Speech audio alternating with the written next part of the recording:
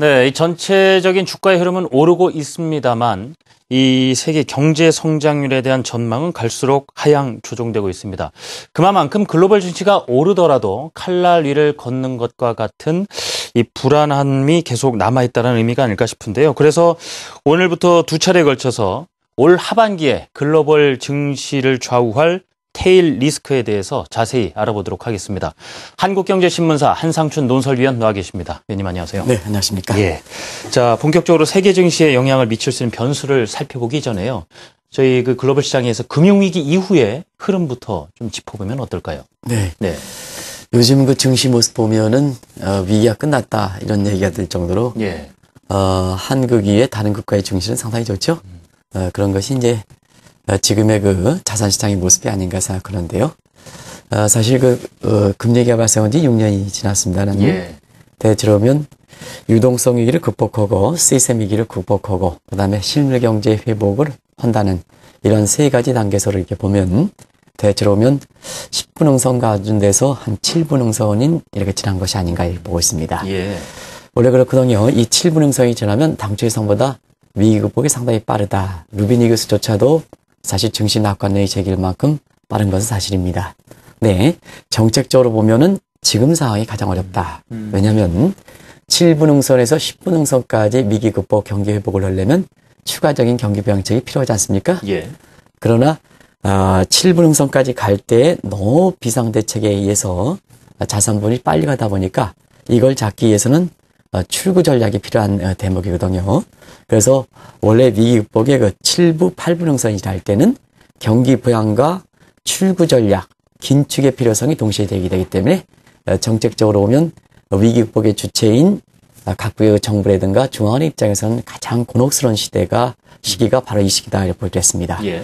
이런 과정에서 최근에 너무 그 증시를 중심으로 해서 낙관론이 많이 불고 있습니다는 일부에서는 그 미첼식 젤리형 그 리스크에 대해서 굉장히 그 고민하는 사항을 투자자분들이 하셔야 된다 이렇게 보시겠습니다. 잠시 그 미첼식 젤리형 리스크, 예. 소위 테일 리스크라고 하는 것은 뭔지 좀 잠시 말씀드리도록 하겠습니다. 예, 알겠습니다. 자, 지금 언급해 주신 젤리형 구조라고 언급을 해주셨는데요. 이게 어떤 것을 얘기하는 것이고요. 또 증시가 미첼의 예측 오류에 빠질 수 있다는 것은 또 어떤 의미를 갖는 것인지요? 네, 젤리형 네. 구조는 지금까지 많이 말씀드렸었죠. 네. 지금은 사실 새로운 스탠다드가 정착되지 못한 사항입니다. 그래서 미국의 단일 금융법만 하더라도 보편적인 글로벌 스탠다드 될 때는 각국들이 그 협의를 거쳐서 국제 규범화 돼야 되는데요. 지금은 각국의 이기주의 이런 문제 때문에 국제 협약, 국제 공조가 잘 안 된 상태거든요. 그렇다고 해서 기존의 그 틀이 계속해서 구속력을 갖고 있냐 하면 지금은 뉴노멀 환경이기 때문에 기존의 국제법이 국제적으로 합의를 냈다 하더라도 이제는 환경에 뒤틀린다 하는 각도에서 이행력, 구속력이 없는 상태입니다. 그러다 보니까 네. 지금 상태에서 보면 자산시장이 이렇게 보면 위기가 극복해서 이 젤리가 본래 상태에 부푼 상태가 있다가 여러 가지 리스크일 때는 곧바로 좀 이렇게 위기감이 그 봉착하는 그래서 젤리가 납작하게 하는 것을 젤리형 구조다 이렇게 보실 때 있고요. 예. 이런 과정에 과도기적인 착시 현상은 상당히 많이 나타나죠. 그런 것이 이제 국제 금값이 폭락한다든가 그 다음에 미국과 일본의 국채가격이 폭락한다든가 하는 이런 과정이 그 착시 현상이 최근에 뒤늦게 확인되는 이런 국면을 생각하는데요. 우리가 증시도 한번 보시기 바랍니다. 예. 요즘 진행자분께서도 굉장히 좀 미국의 주가가 올라가니까 얼굴 표정이 상당히 밝아서 아마 시청자 여러분한테 밝은 소식을 전해주시다 보니까 아마 시청자 여러분을 생각해서 그렇게 밝은 표정을 짓는 것이 아닌가 생각하는데요. 예. 주가가 좋다 보니까 앞으로 앞날에 대해서는 굉장히 낙관지 시각들이 많이 나오죠. 그렇죠? 예, 그렇습니다. 다우지수가 28,000선까지 예. 간다. 또 올해 그 다우지수가 18,000선까지 간다 해서 지금 많이 그 낙관론이 나오고 있습니다는 사실 이 낙관론이 나오게 된 시기가 어디냐 하는 것을 시청자분과 제가 한번 곰곰이 따져보겠습니다. 작년 말까지만 하더라도 유럽 위기에 짓눌려서 사실 이렇게 낙관이 나오게 된 경우는 그렇게 많지는 않거든요.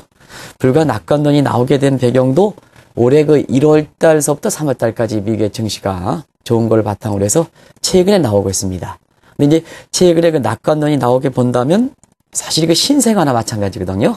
근데 이 신생아는 신생아가 앞으로 이렇게 신생아 자체가 굉장히 앞으로 성장할 때는 굉장히 불안감을 많이 내도 불구하고 최근의 모습은 이 낙관론이 이렇게 신생아의 단계입니다는 이것이 거세게 거인처럼 지금 위력을 발휘하는 단계거든요. 예. 그러다 보니까 뭐냐면 최근에 여러 분들을 이렇게 만나보면 마치 세계 증시가 위기가 완전히 끝났다.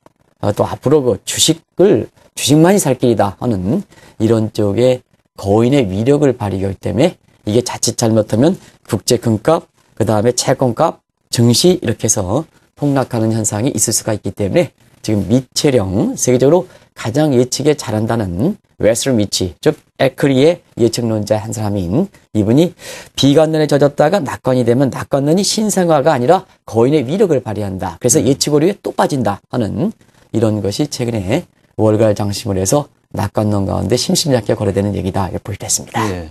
자, 요즘 각종 예측 기관들이 내놓는 전망 내용을 보면요. 이 세계 경제 앞으로 가면 갈수록 좀 좋지 않을 것이다. 하향 조정하고 있는 추세거든요. 그만큼 올 하반기에 세계 경제라든가 글로벌 증시가 언제든지 좀 안 좋아질 수 있는 악재가 많다라는 의미가 될까요? 네. 네. 어제도 이제 지방에서 강의를 하는데요. 예. 어떤 그 주식과 관련돼서 굉장히 30년 이상 동안 많은 돈 신분이 그런 얘기를 하세요. 어떤 말씀하셨습니까? 주식은 좋은데 예. 왜 OECD라든가 이런 데서 성장률이 어제 이제 진행자께서도 말씀해 주셨지 예, 예. 않습니까? 올해 그 성장률 같은 경우는 3.4%에서 3.1% 하향 조정했지 않습니까? 네. 우리 같은 경우에도 3.1%에서 2.6% 하향 조정하는. 그래서 증시는 좋은데 왜 세계적인 예측 기관들이 성장률을 자꾸 하향 조정할까 하는 이 내용에 대해서 상당히 좀 심도 있게 물어보시더라고요. 그런 각도에서 사실상 우리가 많이 거론됐던 코코넛 위기 내지는 테일 리스크에 대해서 네. 그분한테 설명하는 이렇게 설명하다가 시간이 관계상 제가 다 설명지는 못했는데요. 그렇군요. 사실 코코넛 위기는 뭐냐 하면 예. 이건 우리나라의 삼성경제연구소가 얘기한 겁니다. 지금 자산시장으로 보면은 사실 코코넛의 위치가 바로 머리 위에 있는 게 아니라 멀리 위에 있죠. 멀리 위에 있죠. 네, 왜냐하면 그렇습니다. 위기가 극복하기 때문에 자산시장이 좋기 때문에 위기가 안 보인다는 얘기입니다. 머리 바닥에 있는 게 아니라 한 10m 위에 쭉 있다는 얘기입니다. 예. 이게 자산시장 보면 네. 그래서 그 위기에 대해서 시청자분도 증시가 좋으니까 그 위기를 외면하게 된다는 얘기거든요. 근데 문제는 요 위기가 요 상태에서 떨어지면은 이게 맞는 사람들은 그렇게 아프지 않겠습니다는. 자, 위에 멀리 10m 위에 있다가 그게 떨어지면 충격이 크겠죠. 예. 그런 것을 얘기한다 이렇게 볼 때 있습니다. 또 한 가지 그 테일 리스크 같은 경우는 정규 부폰상의 꼬리 부분에 해당되겠습니다. 이 꼬리 부분 같은 경우는 발생 가능성이 이렇게 낮긴 하지만 이게 낮기 때문에 이 투자자라든가 시청자분께서 이것을 대비하지 못하면 그 위기가 막상 닥쳤을 때는 상당한 정도 이렇게 리스크가 발생할 수 있다는 얘기거든요. 예. 그런 상태에서 아마 최근에 그 자산시장과 그다음에 실물경제가 따르노는 이런 측면에서 보면 우리가 자산시장과 실물경제가 서로 같이 놀면 경영이라든가 경제정책에서는 시스템 어프로치 하는 게 낫습니다. 시스템 접근법이죠. 그러나 여전히 그 자산시장과 그다음에 실물경제가 괴리가 될 때는 기업 입장에서 경영계획을 할 때는 이런 코코넛 위기라든가 테일 리스크에 대비하는, 왜냐하면 이걸 대비하지 못하면 결정적으로 평상시에 잘 됐다가 결정적으로 잘못되는 경우가 있거든요.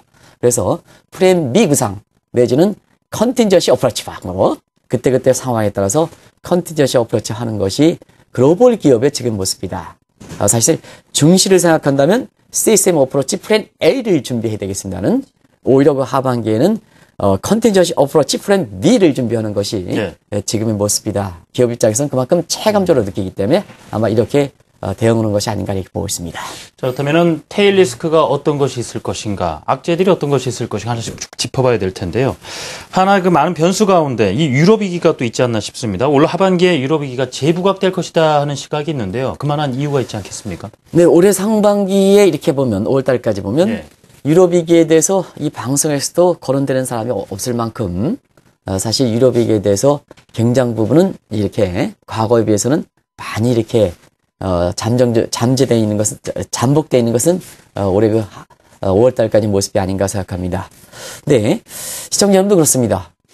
유럽 위기가 지금 어떻게 될까? 극복된 것이냐 하는 이런 측면에서 보면 유럽과 관련돼서는 지금 통합에 갖고 있는 내부적 문제점은 하나도 진전된 게 없습니다. 올해 5월 달까지 네. 미국 증시라든가 증시 모습에서 휘쳐가는 분위기 때문에 재정 통합이라든가 이런 게 하나도 진전된 게 없거든요.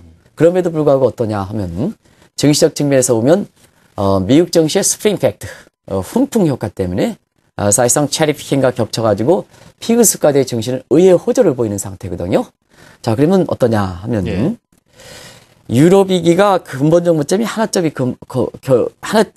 이렇게 해결되지 못한 상태에서 증시가 좋다 보니까 그것도 위기 발생기에 증시가 좋다 보니까 이 유럽의 위기가 머리 위에 있는 게 아니라 아주 먼 위에 있다게 본다는 얘기입니다.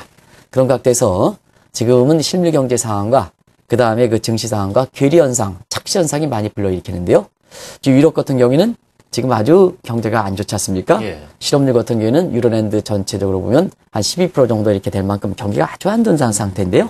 그러다 보니까 실물 경제와 이렇게 증시를 비롯한 자산 시장 간의 소위 괴리 현상에 따른 착시 현상이 상당히 많은 것이 지금 시청자분이 또 고객분들이 투자자분들이 이렇게 궁금해하는 상황이다 이렇게 볼 때 있습니다. 그렇군요. 자, 그동안 유럽 위기가 있을 때마다 든든하게 버팀목 역할을 했던 국가가 있죠. 독일이었는데요.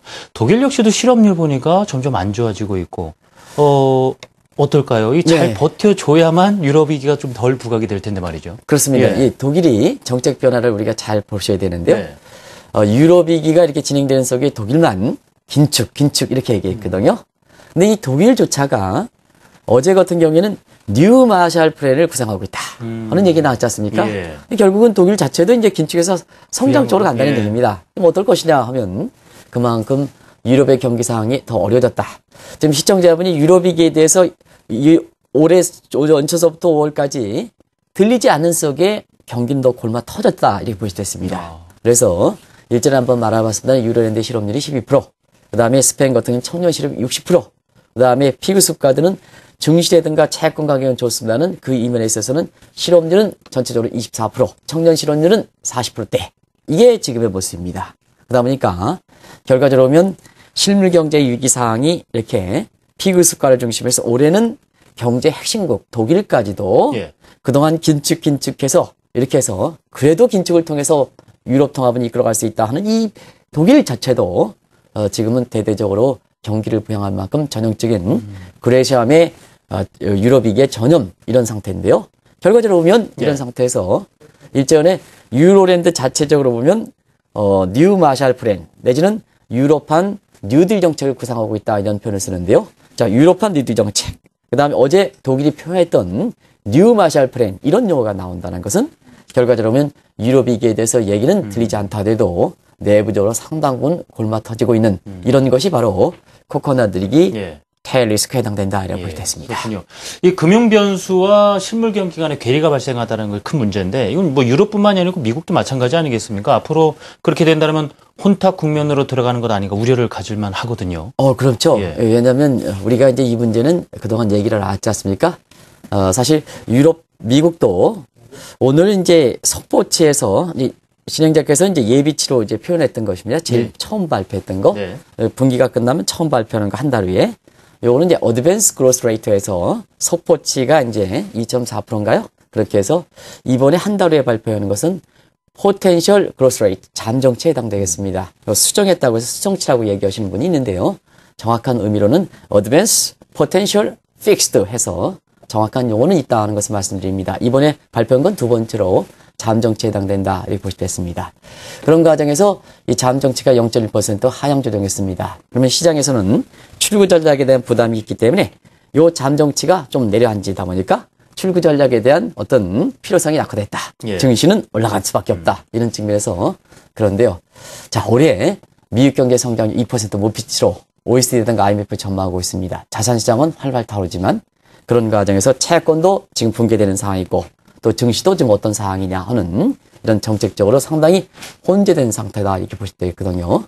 그런 과정에서 우리가 자산시장에 거품이 있으면 자, 한 달 전에 주가 떨어져, 금값 떨어져. 그 다음에 우리가 지난주 목요일에 일본의 주가 폭락해.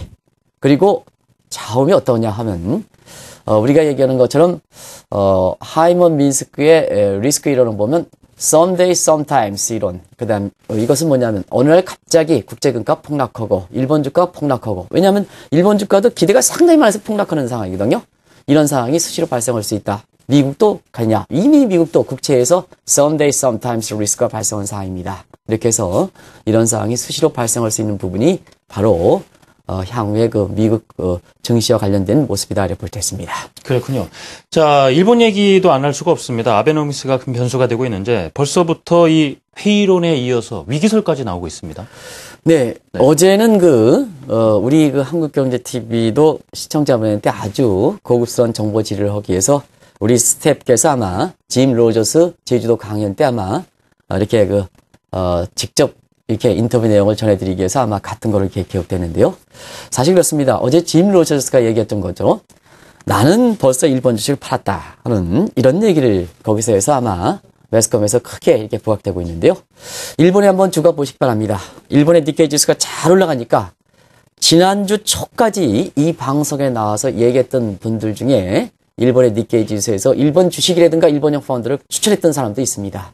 근데 지난주 목요일 날 7% 폭락, 이번 주 초에 3% 폭락, 그 다음에 어제는 다시 5% 폭락해서 지금 일본 증시가 어떻게는 전형적으로 저점이 이렇게 세 개나 폭락하는 세 개가 형성된 트리플 D 현상이 발생되는 이런 상황이다 이렇게 볼 수 있습니다.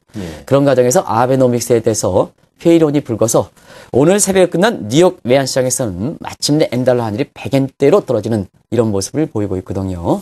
결과적으로 보면 짐 로저스가 이렇게 강의를 통해서 한국경제TV의 특별 방송을 통해서 아마 시청자분도 그 내용을 잘 이렇게 아실 거로 생각합니다는 결과적으로 보면 짐 로저스 같은 이런 분들이 사실상 벌써 일본 주식을 버리게 되는 또 일부 우리나라의 금융사에서 뒤늦게 일본 주식을 추천할 때 세계적인 투자가들이 일본 주식을 버리게 되는 것은 일전에 아베노믹스가 엔저만 해서 일본 경기를 부양시키는 것은 결과적으로 보면 환자에게 캠플 주사는 캠플 주사지 결과적으로 이것이 일본의 구조적 문제가 개선되지 않을 때는 실패를 본다 하는 이런 측면이거든요.